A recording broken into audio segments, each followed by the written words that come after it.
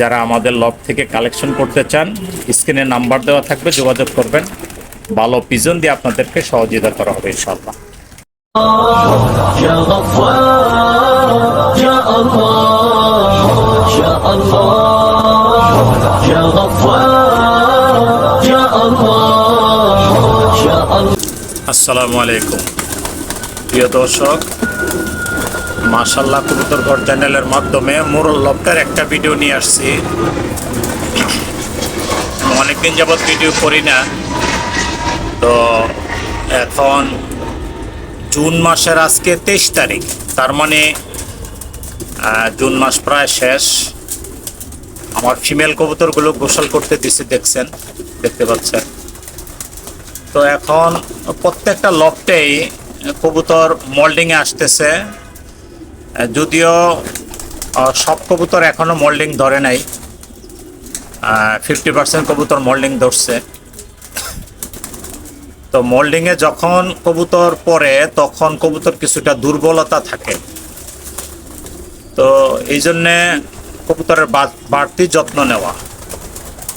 এখন কবুতরগুলোকে সপ্তাহে অন্তত একদিন 2 দিন পারলে ভালো হয়, যেহেতু প্রচণ্ড গরম।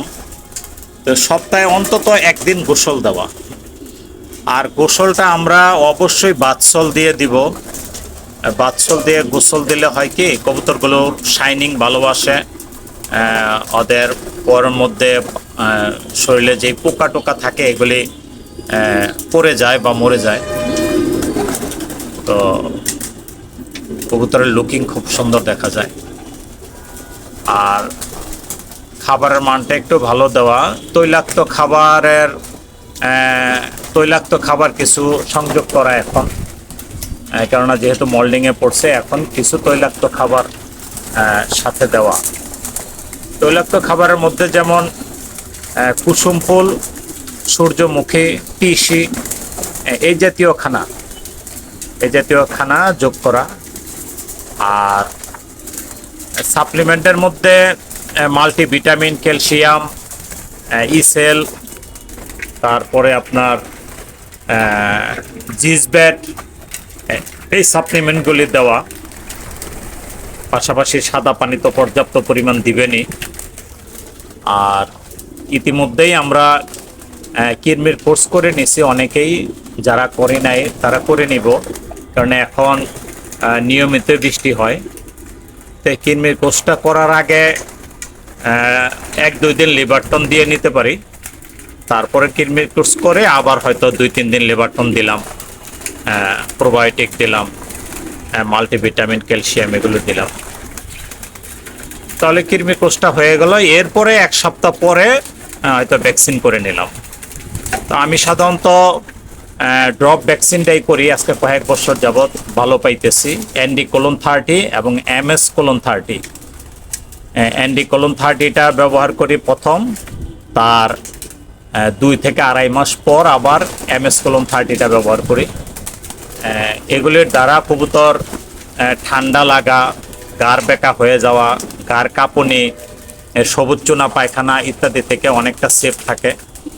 রানীক্ষেত, প্যারাটাইফয়েড, সালমোনেলা, এগুলি থেকে অনেকটা সেফ থাকে আলহামদুলিল্লাহ। তো এই জিনিসগুলো সবাই খেয়াল রাখবেন, আমরা যারা কবুতর পালন করি, কেননা সামনে রেস সিজন আসতেছে। রেস সিজনের আগেই কবুতরগুলোকে ভালো যত্ন নেওয়া, খুব টেক কেয়ার নেওয়া।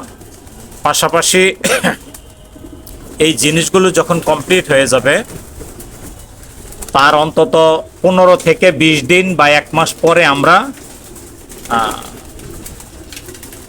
ওই যে প্যারাটাইফয়েড, সালমোনেলা, এইগুলির কোর্স করে নিতে পারবো।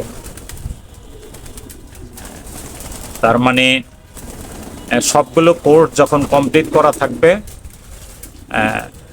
তখন মনের দিক থেকে আমি একটু স্যাটিসফ্যাকশন হব যে কবুতরগুলো সবগুলো কোর্স কমপ্লিট করা আছে।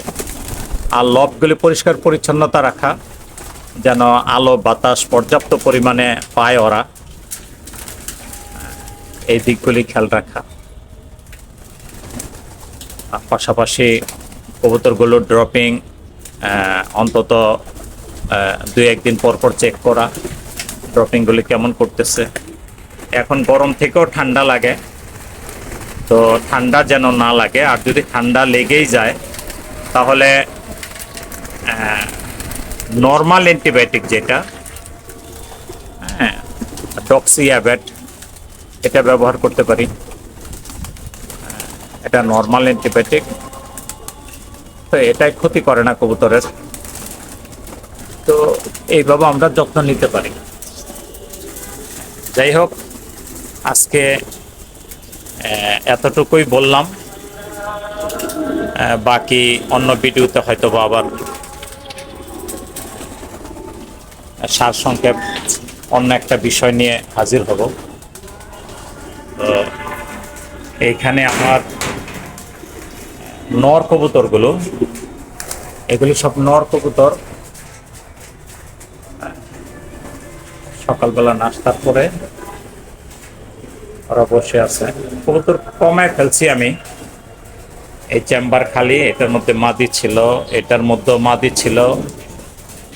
হ্যাঁ, এই 2টা চেম্বারের কবুতরে গোসল করতে দিছি। এইখানে আমার বিডার কবুতরগুলো, যেগুলো দিয়ে আমি ডিম বাচ্চা করি সাধারণত। হ্যাঁ, এখানে ম্যাক্সিমাম বিডারগুলো আমার মানে ভালো ভালো বিডার আছে এখানে।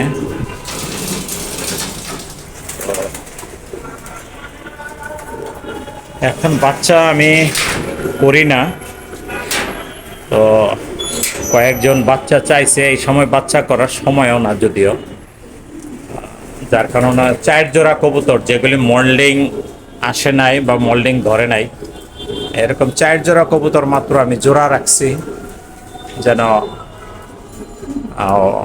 যে ভাইরা বাচ্চা চাইছে ওদেরকে দেওয়ার জন্য। এখানে অ্যালেন পেট্রি, ডিরেক্ট বিদেশির ছেলে এবং ব্লিক্সিমের মেয়ে দিয়ে একটা পেয়ার করা। এইখানে স্টিকার ডঙ্কার্স, মাই কার্লোস ব্ল্যাক, এটা দিয়ে একটা পেয়ার করা ইনবিট। এইখানে উইলি এবং ইউরোর মেয়ে আর স্পেশাল বেস্ট কিটেলের একটা নট দিয়ে একটা পেয়ার করা। আর এইখানে ফার্স্ট প্রাইজ উইনার মাই কার্লোস ব্ল্যাক এবং কুকম্যান দিয়ে করা, এটার একটা মেয়ে। আর এটার সাথে পেয়ার করছি কার্লোসের একটা ছেলে, এটা দিয়ে পেয়ার করা। এইখানে কার্লোসের একটা ছেলের সাথে নিকো ব্যান্ড নর্ডেনিক সুপার মিলি লাইন, মাদিটা বের করে ফেলছি, নটটা আছে, একটা বাচ্চা আছে। তো আর কবুতর নাই। এখানে আমার বিটার মাদিগুলো থাকতো, এগুলি সব বিক্রি করে দিছি। এখন আমার লফটের মধ্যে যে 24-25-এর যে মাদিগুলো, যেগুলি ম্যাক্সিমাম রেস করা, কিছু আছে রেস ছাড়া, যেগুলি এখন গোসল করতে দিছি।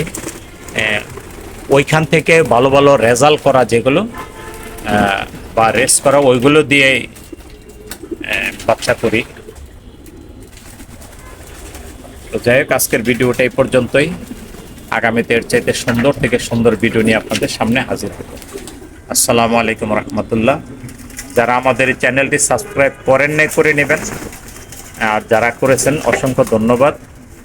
যারা আমাদের লব থেকে কালেকশন করতে চান, স্ক্রিনে নাম্বার দেওয়া থাকবে, যোগাযোগ করবেন।